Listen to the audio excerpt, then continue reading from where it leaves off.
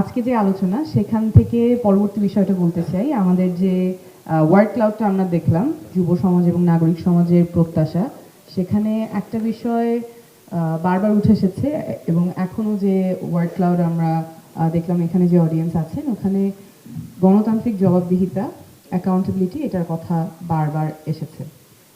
আমাদের যে বিদ্যমান ব্যবস্থা আছে সেখানে কিন্তু গণতান্ত্রিক জবাবদিহিতার কাঠামোটা খুব দুর্বল। যেমন আমি যদি এই জায়গায় বলি যে আমাদের তো সরকারের 3টা অংশ থাকে, legislature, executive, judiciary. By definition legislature অর্থাৎ যারা আমাদের এমপি হন, আমাদের সংসদে যান, জনগণের ভোটে সংসদে যাচ্ছেন, কিন্তু তারা দলের বিরুদ্ধে ভোট দিলে আর এমপি থাকতে পারবেন না। অর্থাৎ জনগণের ভোটে তারা সংসদে যাচ্ছেন জনপ্রতিনিধি হওয়ার জন্য, কিন্তু জনপ্রতিনিধি হওয়ার উপায়টা তাদের জন্য সাংবিধানিকভাবেই বন্ধ করা আছে। কারণ তিনি যদি দলের বিরুদ্ধে কোনো আইনের ক্ষেত্রে ভোট দেন তাহলে তিনি আর এমপি থাকতে পারছেন না। এটা গেল আমাদের লেজিসলেচার। এক্সিকিউটিভ যে ব্রাঞ্চটা আছে, নির্বাহী বিভাগ, সেখানে আমি শুধু ক্যাবিনেটের কথাই বলছি। ক্যাবিনেটকে কে জবাবদিহিতা করবে? সংবিধানে আছে ক্যাবিনেটকে জবাবদিহি করবে পার্লামেন্ট, কিন্তু পার্লামেন্টেরও আবার হাত পা বাঁধা, কারণ তারা দলের বিরুদ্ধে ভোট দিতে পারছেন না। আমাদের যে মন্ত্রীরা আছেন, প্রধানমন্ত্রী আছেন, তিনি যদি দুর্নীতি করেন তাহলে জবাবদিহিতা কে নেবে?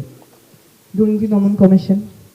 কিন্তু দুর্নীতি দমন কমিশনের যে কমিশনার, তাকে নিয়োগ দিবেন প্রেসিডেন্ট, এবং প্রেসিডেন্টের এই কাজটা করতে হবে প্রধানমন্ত্রীর সাথে পরামর্শ করে।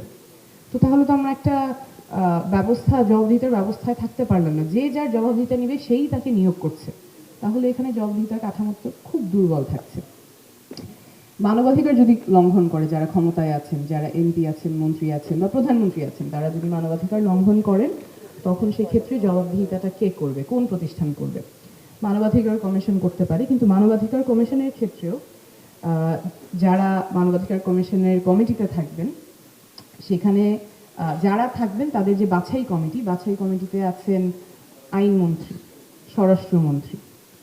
তো আইনমন্ত্রী যদি মানবাধিকার লঙ্ঘনের ক্ষেত্রে তিনি যদি অ্যাকিউজড হন, তাহলে তাকে যে জবাবদিহিতা করবে তিনি তার নিয়োগকর্তা।